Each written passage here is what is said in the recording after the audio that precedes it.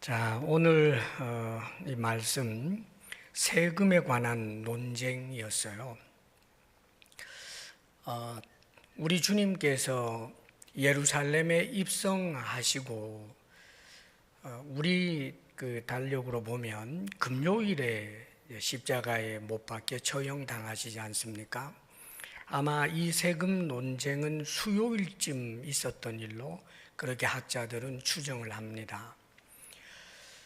예수님께서 입성을 하시고 그저 한 5일 정도 지나면 죽으실 텐데, 예루살렘에 입성하셔서 우리 주님께서는 아주 열심히 하나님의 말씀을 가르치셨습니다. 한 사람이라도 돌아올 수 있도록 주님을 믿고 구원을 얻고 하나님의 백성된 그 권세를 영원토록 누리도록 하기 위해서 정말 혼신을 다해서 우리 주님께서는 가르치시는 일에 집중하신 것입니다. 자, 그런데 예수님의 가르치심을 듣는 이들 가운데서 그것을 굉장히 못마땅하게 여기고 심지어 우리 예수님을 더 이상 가르치지 못하도록 죽여버려야 되겠다 생각하는 인사들이 있었습니다. 19절에 오늘 읽지는 않았습니다만 서기관들과 대제사장들, 한마디로 말하면 서기관 그룹 그리고 제사장 그룹, 사회적으로 대단한 위치에 있는 이 지도자급 인사들이 예수님 가르치시는 것이 굉장히 못마땅해서 죽이려고 하는 거예요.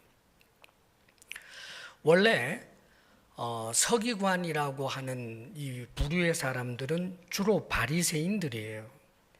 그리고 제사장이라고 하는 이 그룹의 사람들은 사두개파에 속합니다. 사두개인들이에요. 이들은 원래가 서로가 이 신앙에 대한 그런 기준도 이들은 좀 달랐고, 그리고 현실에 대해서 생각하는 바가 아주 달라서 이들은 사실상 늘 서로 싸우는, 거의 원수지간처럼 싸우는 사람들이에요.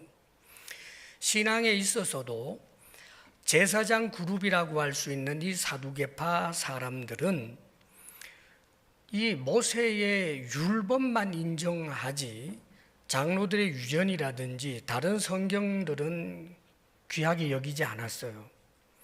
그러나 바리새인들은 모세 오경뿐만 아니라 다른 모든 이제 그 성경들, 이를테면 뭐 시문서라든지 예언서라든지 이런 것들을 전부 성경으로 인정할 뿐만 아니라 거기에 더해서 장로들의 유전까지도 하나님의 말씀의 권위가 있는 것처럼 인정하던 사람들이 바리새인들, 즉 서기관 그룹입니다.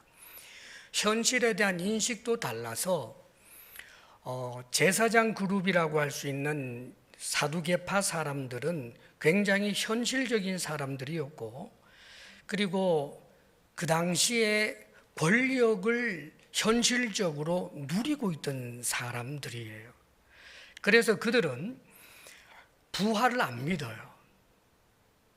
부활을 안 믿는 사람이니까 항상 현실이 더 중요하죠. 그러다가 보니까 이들은 친로마 성향을 가지고 있습니다. 로마가 싫었겠지만 로마가 자기들을 지배하니까 거기에서 잘 살아남기 위해서 친로마 성향 가지고 또 친헤롯 성향을 가진 사람들이 사두개파 사람들이에요. 즉 이 제사장 그룹이다 그 말입니다. 그런데 바리새인들은 부활을 믿어요. 그리고 현실에 있어서 로마에 대하여 반대하는 입장이고, 또 헤롯 왕에 대하여 반대하는 그런 성향을 가진 사람들이 바리새파 사람들이에요. 자, 이렇게 서로 안 맞는 사람들이 놀랍게도 서로 손을 잡고 예수님을 죽이려고 하는 데 있어서 연합을 이루어 버린 것입니다, 여러분. 그래서 두 극단적인 사람들이 연합을 이루어서 예수님을 죽이겠다라고 하는데 그들이 마음을 함께 했던 것입니다. 예수님은 현실적인 권력을 누리는 제사장 그룹에도 해가 된다고 생각을 했고, 바리새인들처럼 민중들의 존경과 사랑을 입고 또 민중들을 율법을 가르치면서 마음대로 조절할 수 있었던 이 권위가 예수님에 의해서 훼손될 수 있다고 생각을 했기 때문에, 그래서 이들은 예수님을 죽일 생각을 하게 되는 겁니다. 당장 죽이고 싶은데 민중들이 너무 예수님을 메시아라고 생각을 하고 수많은 사람들이 예수님을 따르고 있으니까 감히 예수님을 대놓고 해할 수는 없어서 이들이 계략을 꾸미는 거예요. 그래서 오늘 성경 말씀 보면 이들이 어떤 식으로 접근하고 어떤 짓을 했는지 볼 수가 있어요. 20절 말씀 우리 함께 읽어볼까요? 시작. 이에 그들이 엿보다가 예수를 총독의 다스림과 권세 아래에 넘기려 하여 정탐들을 보내어 그들로 스스로 의인인 체하며 예수의 말을 책잡게 하니, 이들이 아주 엿봐요. 틈을 봅니다. 계속해서 마귀가 하는 것처럼 이렇게 틈을 보다가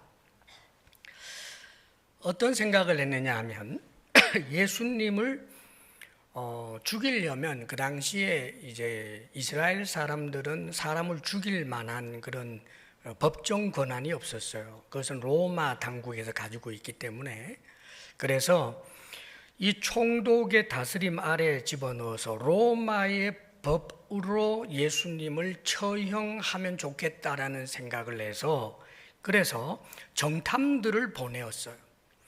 그리고는 이 사람들이 가장하죠. 마치 예수님을 굉장히 잘 따르는 사람인 것처럼 의인인 채 하면서, 그래서 예수님이 하는 말을 유심히 듣다가 로마 당국에서 책잡고 붙잡고 할 수 있는 그런 말들만 찾았던 거예요. 그러다가 적극적으로 이들이 어떤 짓을 하느냐 하면 21절 말씀입니다. 21절 함께 읽어요. 시작.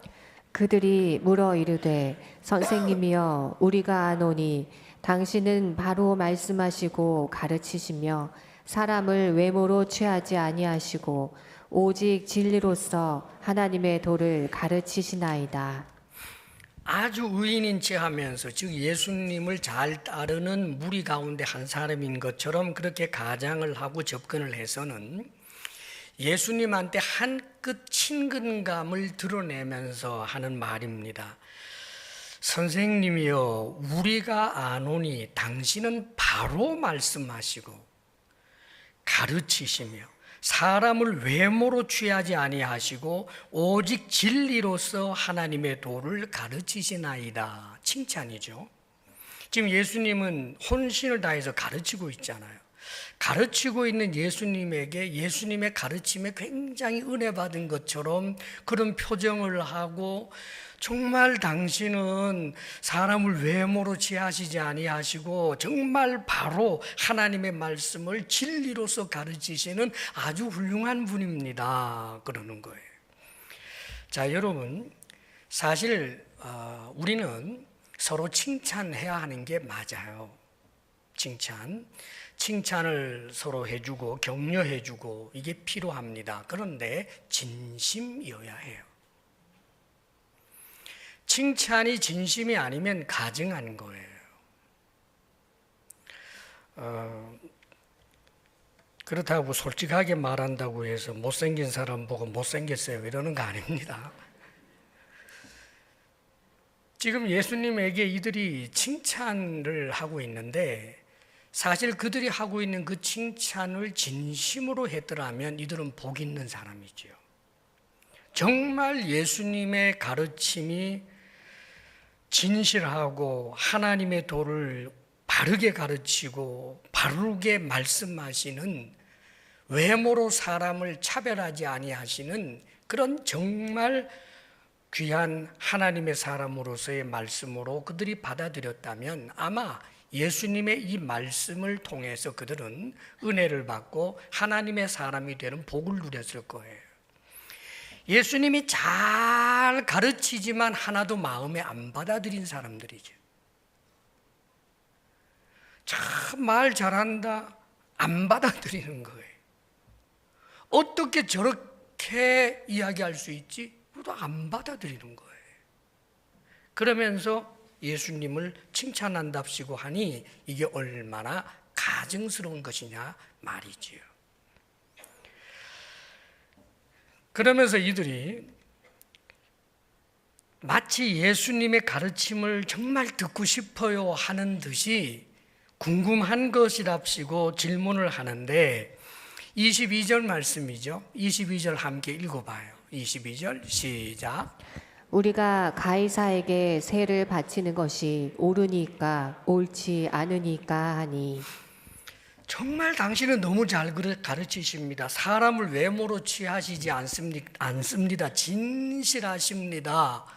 그러면서 궁금한 게 있는데요. 가이사에게 세금을 바치는 것이 옳습니까? 옳지 않습니까? 양자택일로 물었어요. 가이사는 로마 황제를 말해요. 그러니까 로마 당국에 세금을 바치는 것이 옳으냐 옳지 않으냐라고 묻는 것입니다, 여러분. 그 당시 로마의 압제하에 있잖아요, 여러분. 강한 나라 로마가 이스라엘을 지금 지배해서 그래서 거기 관리를 두고 세금을 받고 있는 참 억울한 그런 현실이지요.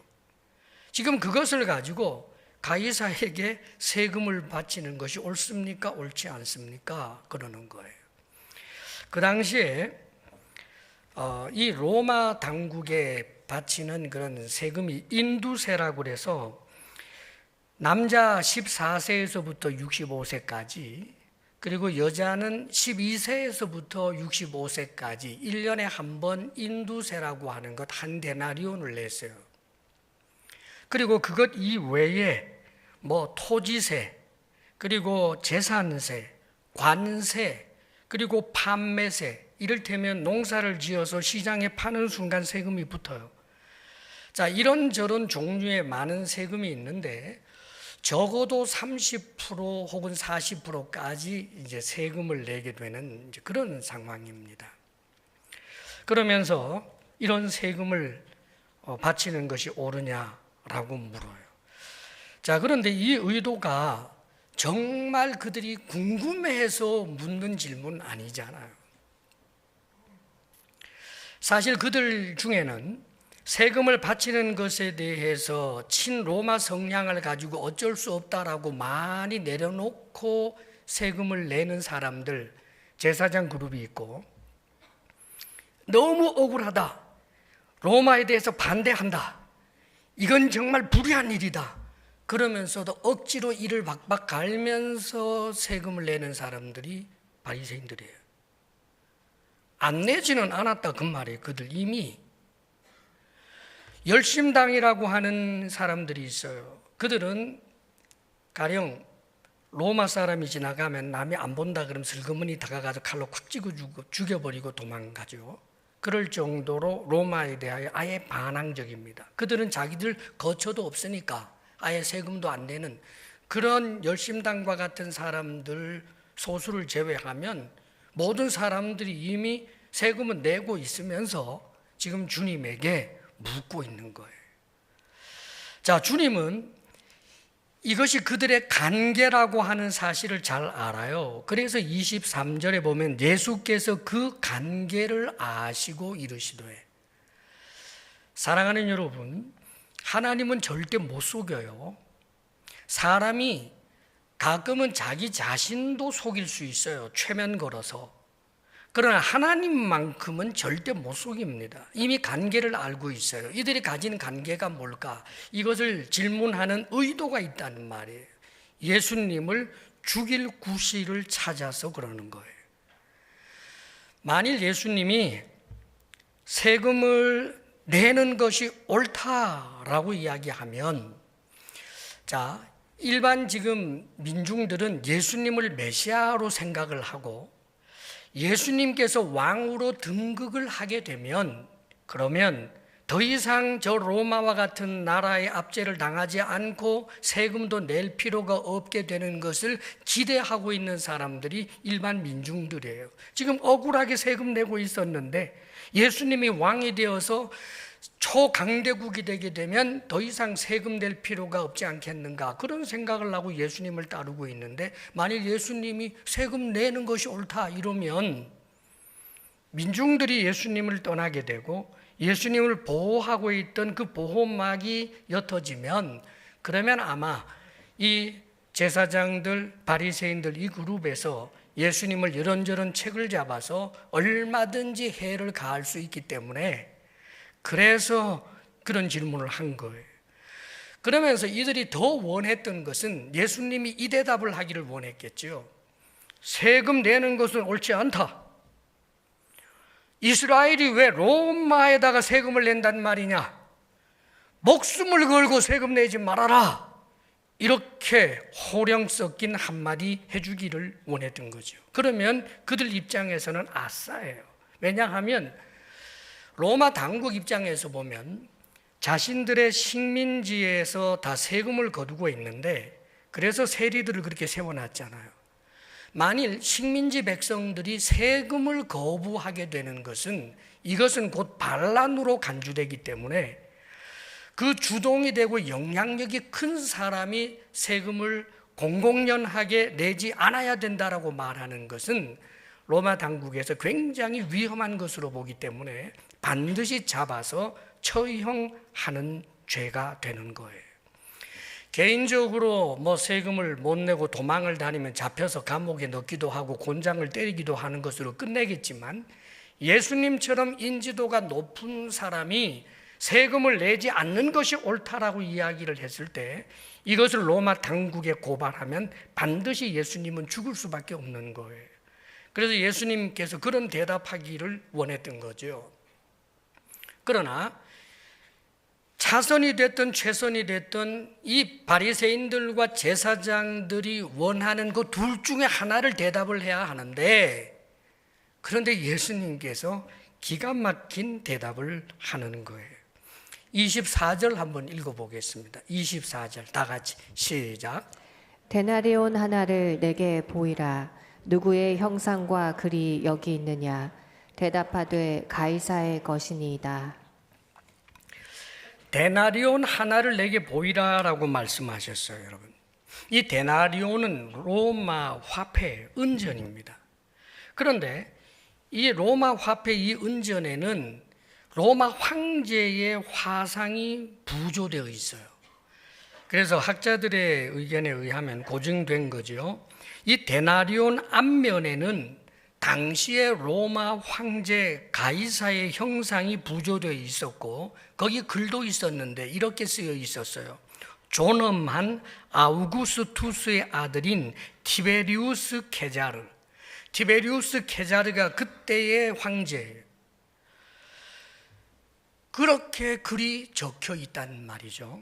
그리고 이것을 뒤로 뒤집어서 뒷면에 보게 되면 종려 가지를 쥐고 앉아있는 평화의 여신이자 황제의 어머니인 리비아의 형상이 부조되어 있었어요.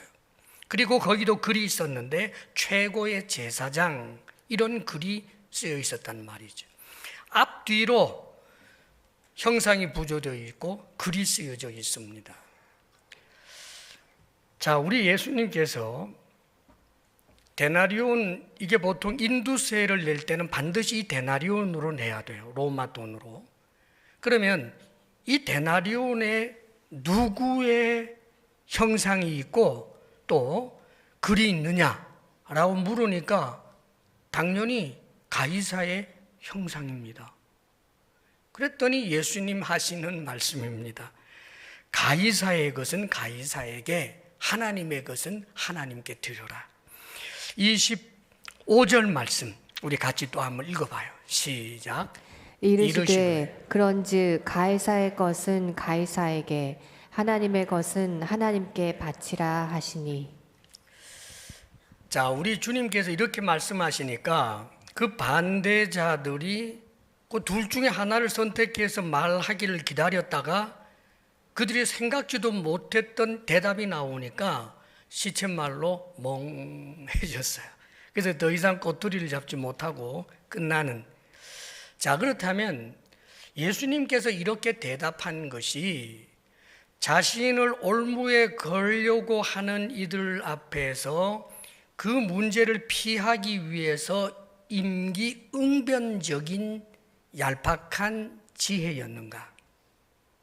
아니에요, 여러분. 그 상황을 모면하기 위해서 더 이상 공격하지 못하도록 하기 위한 임시 방편으로 그렇게 말한 게 아니란 말입니다, 여러분. 주님께서 하신 이 말씀, 가이사의 것은 가이사에게, 하나님의 것은 하나님께 바쳐라 라고 하시는 것은 하늘과 땅의 권세를 가지신 우리 주님의 명령이고 진리예요. 우리는 이 말씀을 그대로 받아야 된다는 뜻입니다. 가이사의 것은 가이사에게, 하나님의 것은 하나님께 바쳐야 한다는 말이지요. 자, 가이사는 로마 황제잖아요. 지금 우리는, 하나님의 사람인 우리들은 두 나라에 속하여 살고 있어요.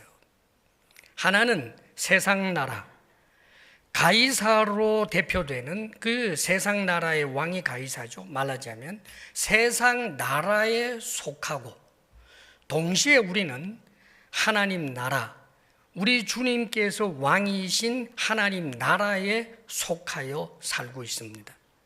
그런데 기억할 것이 있어요. 이 세상 나라는 항상 임시적이고 유동적이고 한계가 있단 말이에요.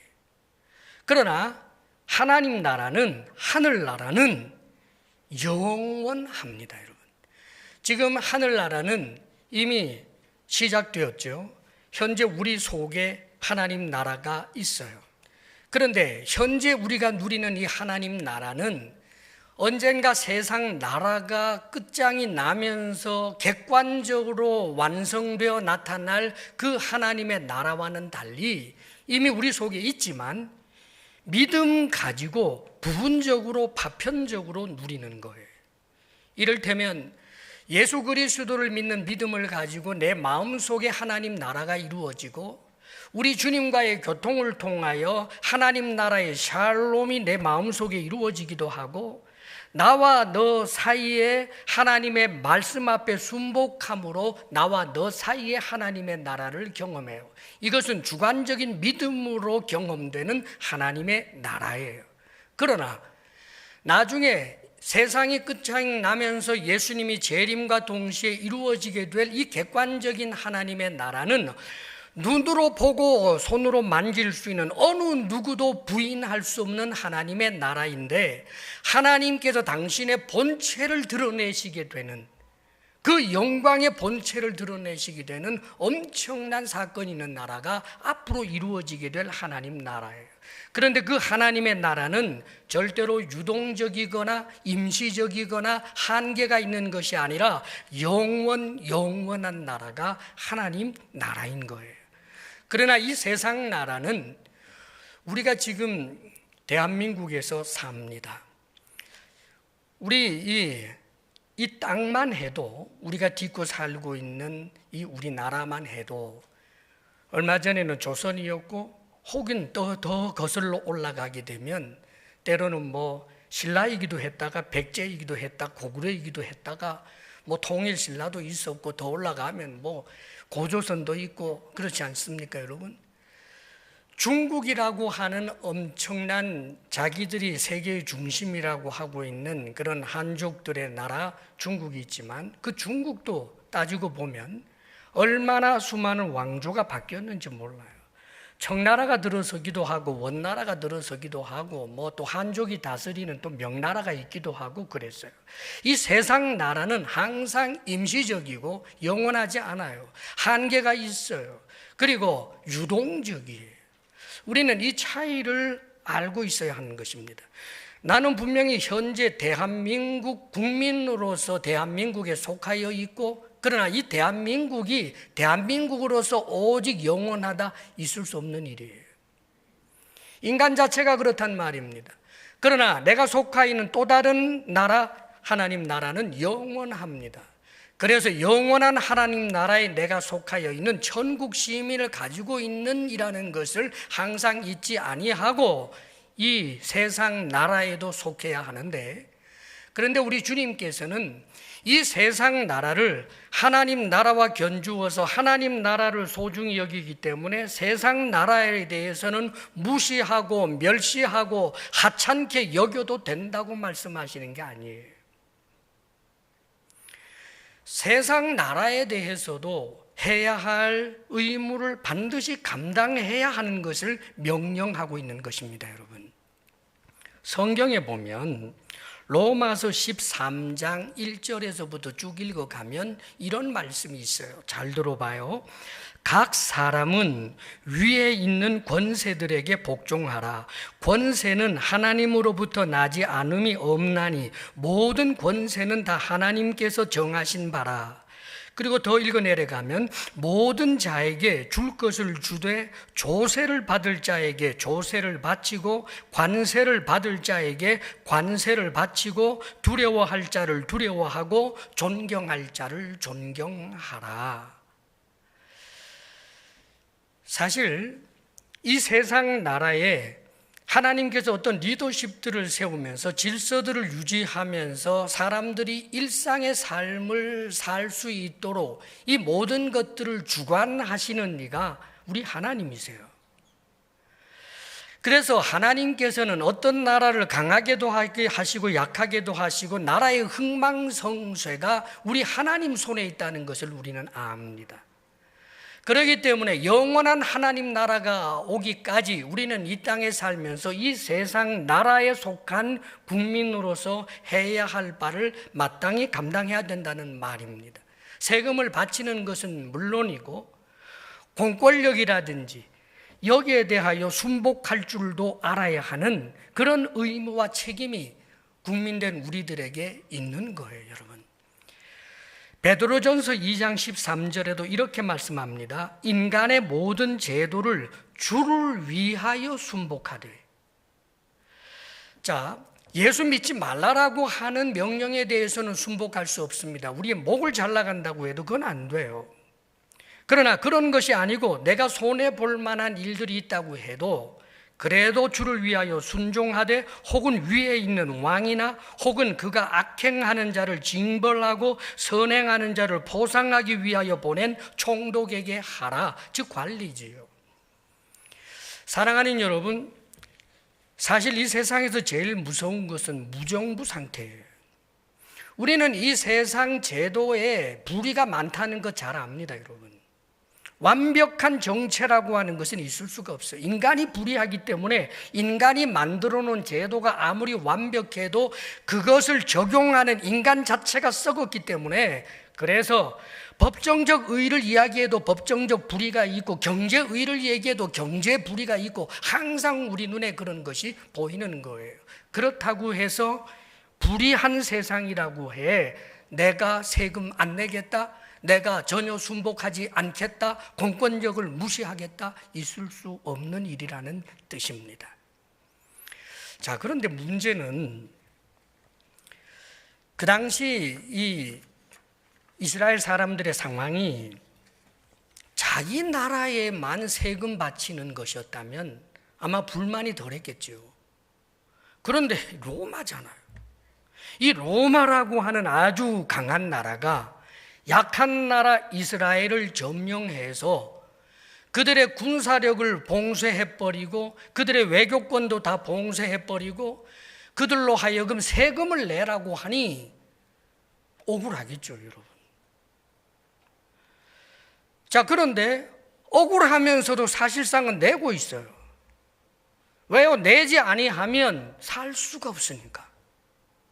힘이 있다면 괜찮은데 현실적으로 로마의 압제를 당하고 있는데 로마에서 세금을 내라고 하는데 그걸 거부했다가는 농사도 못 짓겠고 장사도 못하고 그냥 여기저기 도망다니면서 그렇게 살 수밖에 없는데 그건 불가능하잖아요. 장가가고 시집가고 일상적 삶을 살 방법이 없기 때문에 내고는 있는 그런 처지예요. 그런데 주님께서 로마라고 하는 나라가 강한 나라인데 약한 나라를 짓밟고 서서 세금을 바치라고 하는 것은 불의한 일이다. 그 불의에 항거해라. 이렇게 얘기하지 않았어요. 사랑하는 여러분, 오해하지 말고 들으세요. 우리가 사는 세상이 불의해요. 정의라는 말만 하면 다 해결되는 게 아니라는 말입니다. 로마를 향하여 당신 강한 나라가 힘 있다고 해서 약한 우리 이스라엘을 이렇게 정복하고 세금 내라고 하는 것은 옳지 않습니다 라고 말하면 아이고 양심의 가책 받네, 그래요 참 잘못했어요 하고 물러나나요? 세상 역사에 그런 거 없어요 여러분. 지금도 미국이, 지금도 중국이 힘의 압도적인 우위를 가지고 많은 나라들이 그 두 나라 눈치 보고 있잖아요 여러분. 사랑하는 여러분, 불의한 세상의 현실이라는 말이 하나님 나라가 아니라는 말입니다 여러분. 그래서 주님께서는 그들이 한 그 불의 자체가 옳다라고 하는 게 아니에요. 거기에 대한 심판은 하나님이 하시겠지요. 그러나 문제는 그 속에서 더욱 중요한 것은 생존하는 것이고, 뿐만 아니라 일상의 삶을 살 수 있을 뿐만 아니라 신앙생활을 할 수 있다라고 하는 것이 더 중요해요. 그래서 무엇을 지불하라? 세금을 내라는 말입니다. 로마가 원하는 게 돈이냐? 그러면 돈 줘라. 그 세금 줘라. 세금을 준다는 게 억울하지만 그 세금을 내고 생명이 보존되고 장가가고 시집가고 장사도 하고 일상적인 삶을 살 수 있고, 무엇보다도 하나님을 경외하는 신앙생활에 대한 보장을 받게 되는 이 상황을 오히려 직시하고, 지불해야 될 대가 중에 차라리 가벼운 대가를 지불하고 있다는 것을 기억하라는 뜻이에요. 그들이 그렇게 약해진 것도 자신들의 죄 때문이거든요. 타락하고 부패한 자신들의 죄 때문에 그렇게 약해졌다고요. 그들이 약해진 것도 일종의 하나님의 심판의 막대기에 매맞고 있는 거라고요. 그런데 모든 책임을 상대방에게만 돌려서 되겠느냐, 그 뜻이에요. 이 역사를 주관하시는 분이 하나님이신데 말입니다. 그리고 가이사의 것은 가이사에게라고 말씀할 때 우리가 한 가지 더욱더 깨달아야 할 것 중에 하나는 극단적 민족주의, 극단적 국가주의에 빠지면 안 되는 것을 말하는 거예요. 지금 이 사람들은 그 주님에게 질문을 하는 그 당사자들은 로마냐 이스라엘이냐예요. 그래서 로마냐 이스라엘이냐 양자택일하라 이 식입니다 여러분. 사랑하는 여러분, 우리는 대한민국 사람으로서 대한민국 사랑해야 돼요. 그러나 국가를 사랑하는 것이 극단적 국가주의가 되어서 우리나라 이외의 다른 나라에 대해서는 경멸하는 태도는 크리스찬이 가지서 될 태도가 아니에요. 요즘 많은 젊은이들이 중국, 일본 없어졌으면 좋겠다라고 말하는 이야기를 가끔 듣는데 크리스찬이 할 말이 아닙니다 여러분. 우리는 우리 민족 사랑해야 되지요. 반만년 무슨 그런 단일 민족, 그러나 우리가 그렇게 소중하게 여겼던 그 민족주의 이념이 지금 무너지고 있잖아요 여러분. 현실 속에서 민족을 사랑해야 되는 것은 맞지만 내 민족이 최고고 타민족은 형편없다라고 생각하는 이런 우월의식이라든지 이것은 굉장히 위험해요. 독일의 나치가 무엇에서부터 수많은 사람을 죽이는 전쟁을 일으킵니까? 게르만 민족의 우월성, 그것 때문에 그런 짓 벌인 것 아닙니까 여러분?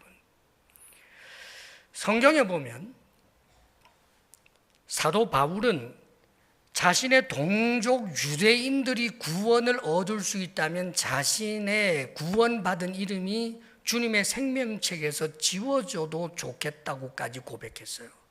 그만큼 자기 민족 사랑한 사람입니다. 그런데 민족을 사랑했고 동시에 다른 민족도 존중하고 사랑해요. 그래서 자기 나라를 지금 짓밟고 서 있는 로마 사람들에게도 복음을 전하고, 당시에 헬라 철학이 융성해서 헬라의 문화가 하나님을 경외하는 이 신앙에 대하여 우상 숭배로 빠지게 하는 얼마나 위험한 사회 문화적 요소가 있었습니까? 그런데 그런 헬라 사람들에게도 복음을 전해요. 내 민족을 사랑하면서도 다른 민족도 존중하고 사랑하는 태도. 사랑하는 여러분, 우리는 절대로 극단으로 가서는 안 돼요. 우리가 이 세상에서 극단으로 그렇게 깃발을 들 때 그 극단이 선명하기 때문에 추종할 수 있는 이들이 많아지는데, 우리 그리스찬들은 그래서 되는 게 아니에요, 여러분. 선동주의에 빠져들어가면 안 돼요. 인간 역사에 절대 주관자가 하나님이라는 사실을 잊지 말고, 세상의 모순을 볼 때마다 탄식하며 하나님 앞에 기도하고 내 역량 아래에서 내가 할 수 있는 사랑과 섬기는 수고를 할지언정, 아무도 책임질 수 없는 선동적인 것으로 사람들에게 그렇게 영향을 끼치는 이것은 얼마나 위험한 일인지 몰라요. 결국 유대 나라가 나중에 왜 망합니까? 우리 주님께서 말씀하신 것처럼 가이사의 것은 가이사에게 주고 하나님의 것은 하나님께 드리라고 하신 이 말씀을 그대로 붙들고 살았으면 좋았겠지만, 결국은 선동주의자들에 의해서 로마를 향하여 세금 낼 수 없다라고 하면서 맞서 싸우죠. 힘도 없으면서. 어떤 일이 일어나요? 엄청난 그런 파괴, 거의 진멸해서 이스라엘 민족 자체가 사라질 뻔한, 그리고 2000년 동안 나라 없이 그렇게 헤매게 되는 일들이 일어나지 않았습니까, 여러분?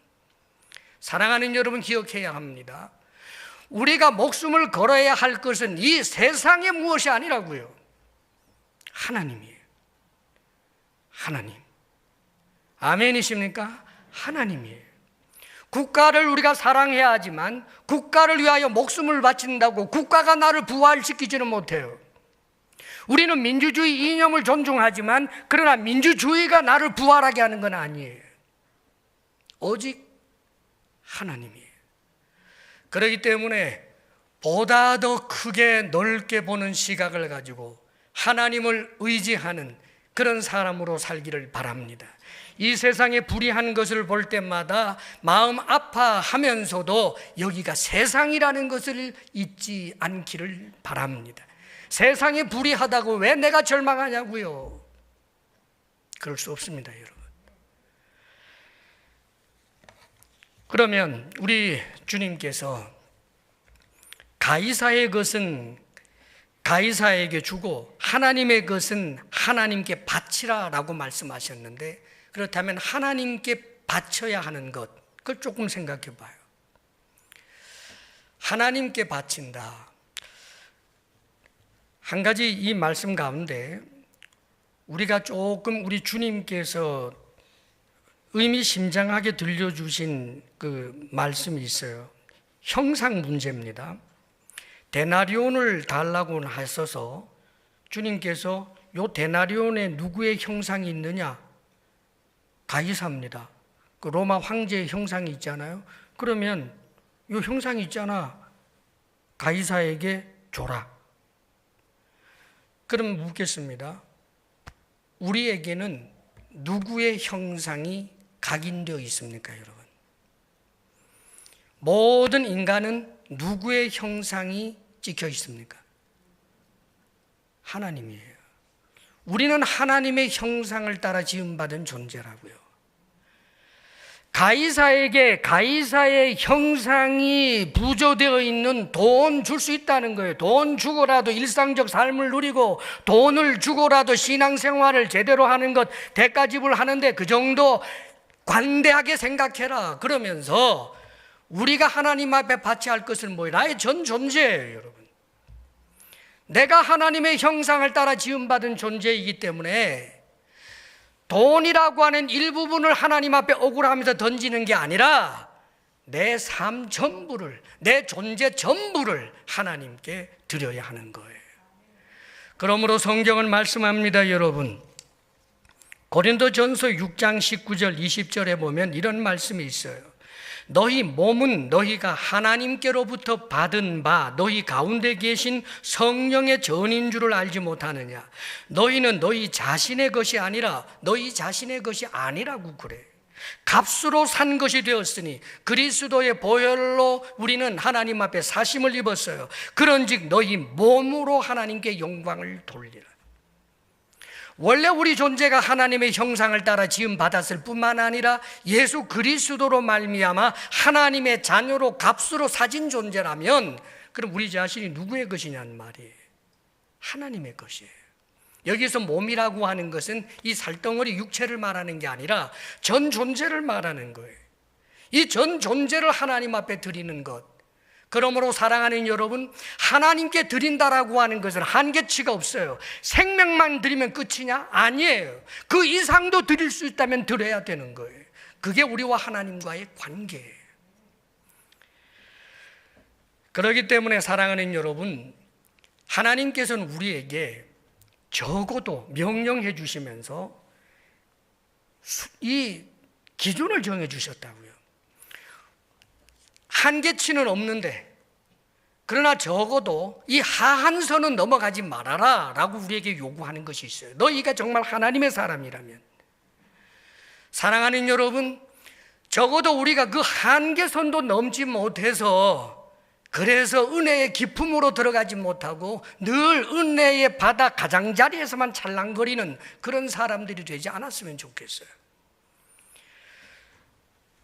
그러면 하나님께 드려야 할 기본적인 게 뭘까? 그 첫째가 주일 예배예요, 여러분. 오늘 여러분 잘 오셨습니다. 그럼 인사해요.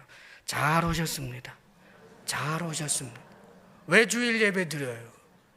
왜 주일 예배일까요? 주일 예배는 우리 주님께서 금요일에 죽으시고 주일날 부활하셨다고요. 나에게 영생을 주시기 위하여 십자가에 못 박혀 죽으신 주님의 은혜를 생각하고 감사하며 영과 진리로 예배드리는 이 주일 예배의 소중함을 절대로 간과하지 마세요. 사랑하는 여러분, 주일 예배를 소홀히 하면서 내가 정말 믿음으로 대단한 사람이다 그러면 안 돼요, 여러분. 주일 예배만큼은 다른 예배도 물론 당연히 소중하지만 그러나 이것은 기본이에요. 기본. 영과 진리로 예배하는 예배의 사람이 되어야 합니다. 그 다음에 또 한 가지는 거룩한 열매.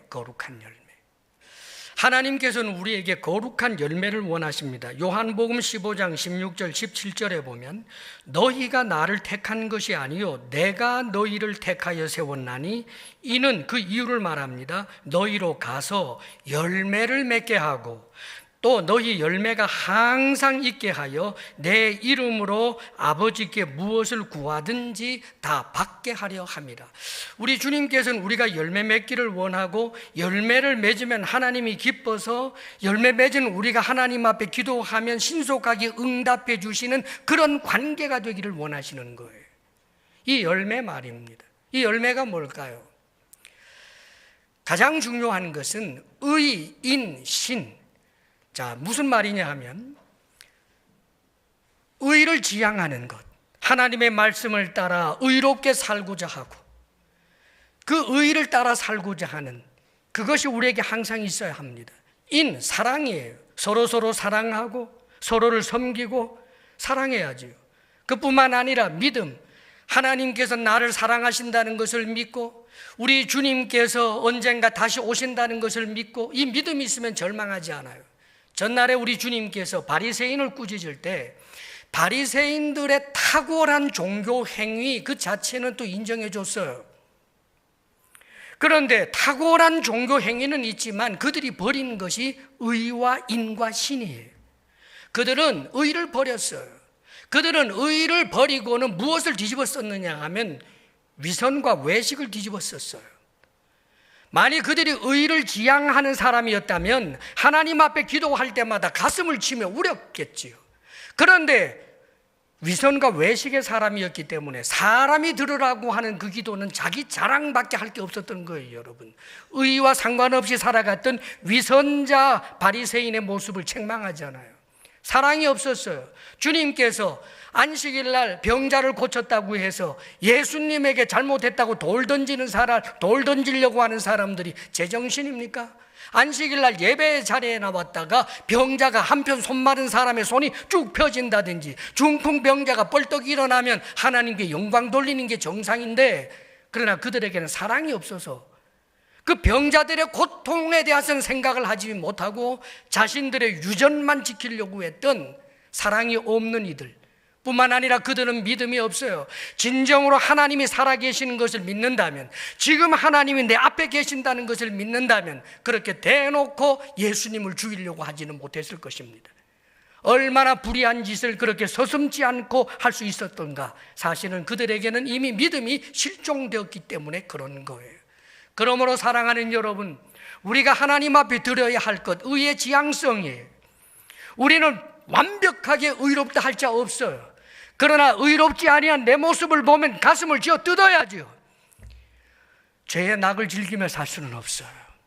사랑해야죠. 사랑하는 여러분, 우리가 이기적이기 때문에 사랑이 어렵다는 건 잘 압니다. 그러나 누군가를 향하여 지속적으로 괴롭히고 누군가를 향하여 계속하여 괴롭히는 그런 짓들 절대 하나님의 사람이 해서는 안 될 일이에요, 여러분.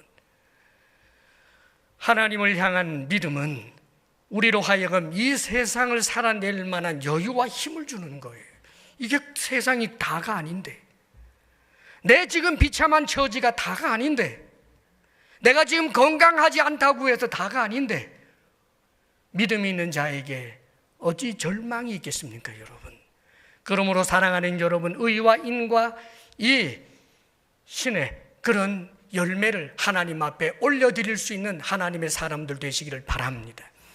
그리고 또 한 가지는 놀랍게도 복음 증거의 충성의 열매예요. 우리 하나님께서 우리에게 가장 가졌던 큰 소원은 인간을 구원하는 것이었다고요. 그렇기 때문에 하나님이 사람까지 되시지 않았습니까? 우리 주님이 이렇게 말씀하십니다. 성령이 너희에게 임하시면 너희가 권능을 받고 온 유대와 사마리아와 땅끝까지 이르러 내 증인이 되리라 라고 말씀하십니다. 성령이 임함으로 교회가 생겼고 성령이 우리 속에 계십니다. 성령은 그리스도를 증거하는 영이에요. 성령께서 내 속에 계시고 성령께서 나와 너 사이에 계시는 가장 중요한 이유가 복음을 전하기 위해서라는 것 잊지 마십시오. 복음 증거의 이 명령은 주님께서 온 교회를 향하여 하신 명령이고 명시적으로 나를 향하여 하신 명령이라는 것 잊어서는 안 되는 것입니다. 이 충성을 하나님 앞에 올려드리는 것이 마땅합니다. 그리고 마지막으로 현실적인 문제, 물질이에요. 가이사에게 있었던 문제가 결국은 물질 문제였잖아요. 아마 로마가 정복해서도 세금 한 푼 안 받고 그냥 기관시설 전부 다 잘 만들어주고 보호만 해줬으면 아마 이들이 그러지 않았을 거예요. 돈 내라고 하니까 굉장히 섭섭해했던 거지. 그런데 여러분 기억하십시오. 하나님께도 물질을 드리는데 달라요. 우리가 지금 세금을 낼 때는 세금에 대한 전문가의 조언을 받아서 세금을 적게 내려고 했었죠. 그거 비난하지 않습니다. 세금을 낼 때 아까운 생각 들지요. 그걸 비난하지 않죠. 세금을 낼 때마다 아이고 세금 좀 적었으면 좋겠다 그런 생각들 하지요. 그러나 하나님 앞에 드림은 그런 게 아니에요. 하나님 앞에 드릴 때 억울하다라면서 드리는 것 죄예요. 하나님 앞에 드리는데 하나님이 아니라 사람 얼굴 체면 때문에 드린다. 체면값이에요. 하나님이 안 받아요. 기억하십시오. 하나님 앞에 드리는 것은 내 전 존재가 하나님의 것인데 하나님께서 이 땅에 나의 필요를 위하여 주신 것 가운데 거룩하게 구별하여 하나님 앞에 드리는 이 드림은 자발적이고 기쁨이고 감사여야 하는 것입니다. 그러므로 하나님 앞에 드릴 때마다 여러분의 마음의 태도를 먼저 점검하시기를 바랍니다. 우리 하나님은 거지가 아니에요. 우리 하나님은 어떤 그냥 약자가 아니에요. 여러분의 도움을 받아야 될 그런 분이 아니라는 말입니다. 받아주시니 감사한 분이 우리 하나님이에요. 하나님 앞에 그런 태도로 드려야 되는 거예요. 그런데 이 물질의 드림이 사실은 전부를 드리는 것이 하나님 앞에 우리는 그래도 마땅한 것이지만, 우리가 이 땅에 살면서 하나님께서 기준을 정해 주셨어요. 그 기준이 무엇입니까, 여러분? 알죠? 11조예요. 11조. 그게 어마어마한 믿음의 높이에 있는 사람이 할 수 있는 게 아니라 기준이라고요. 물질에 대한 주권자가 하나님이시고 하나님이 주셔야 받는다라고 하는 신앙 고백이 담겨 있는 것이 사실은 11조예요. 우리 크리스찬 세상 사람보다 불리해요. 세금도 내라잖아요. 그러면서 11조도 하라네요. 이게 기본이래요. 이걸 넘어서서 주정헌금, 무슨 감사헌금, 심지어는 건축할 때는 건축헌금, 무슨 절기헌금, 그뿐입니까? 하나님에게만 드리면 안 된다, 이웃에게 나누고 베풀어라, 가난한 자에게 주어라. 사랑하는 여러분, 이 말씀대로 하게 되면 우리 크리스찬들은 물질에 있어서 세상 사람들보다 훨씬 더 불리해요. 그러면 묻지요, 모든 크리스찬들은 이 세상 사람들보다 훨씬 더 가난하게 삽니까? 살아계신 하나님이십니다. 10의 1조에 대하여 여러분들이 정말 뛰어넘을 수 있기를 바랍니다. 오히려 10의 1이 아니라 2, 3, 4, 5로 하나님께 드리고 남에게 나누어 주고도 풍성하게 살기를 원하는 그런 소원이 있었으면 좋겠습니다. 하나님 앞에 드려야 할 것을, 그것이 너무너무 아까워서 비겁하게 그러다가 마음에 찝찝하고 말이죠. 어쩌다 11조 말씀 나오면은 저 말하는 목사 입 콱 틀어맞고 싶고 이래서 어디 되겠어요, 여러분. 사실 제가 11조 부분은 옛날에 말 못했어요. 쿨한 목사 되고 싶어가지고, 돈 얘기하는 목사 안 돼야 되겠다 이래가지고, 하고 싶으면 하소 뭐 이런 식이었어요. 근데 성경은 명령이에요. 말라기를 여러분 아시죠? 말라기 선지자는 언제 활동했던 선지자하면, 바벨론으로 포로로 잡혀갔던 사람들이 돌아와서 이스라엘이 이제 새롭게 회복이 될 때인데 얼마나 열악하겠어요. 나라가 망했다가 돌아온 사람들에 의해서 거기는 총독이 있고 사는데 얼마나 힘들고 어려운지 몰라요. 정말 너무너무 힘들게 사는데 하나님께서 말라기 선지자를 보내어서 했던 그 주제 핵심이 뭐였느냐 하면, 말라기 3장 9절에 이렇게 말한다고요. 너희 곧 온 나라가 나의 것을 도둑질하였으므로 너희가 저주를 받았느니라. 정말 야속하잖아요. 지금 돌아와서 이제 100년밖에 안 돼서 전부 가난한데, 너무너무 힘든데, 그래서 11조를 못했더니 무슨 도둑질을 했다고 말씀하시는 이 하나님, 얼마나 야속해요, 여러분. 근데 왜 그랬을까요? 그 비참의 현실을 하나님을 믿고 물질에 대한 주권을 온전히 인정하지 않고는 바르게 해결되지 않기 때문입니다. 부를 이루었어도 죄의 기회가 될 뿐이고, 그렇지 않으면 그 가난의 연속 가운데서 정말 헤어나지 못하는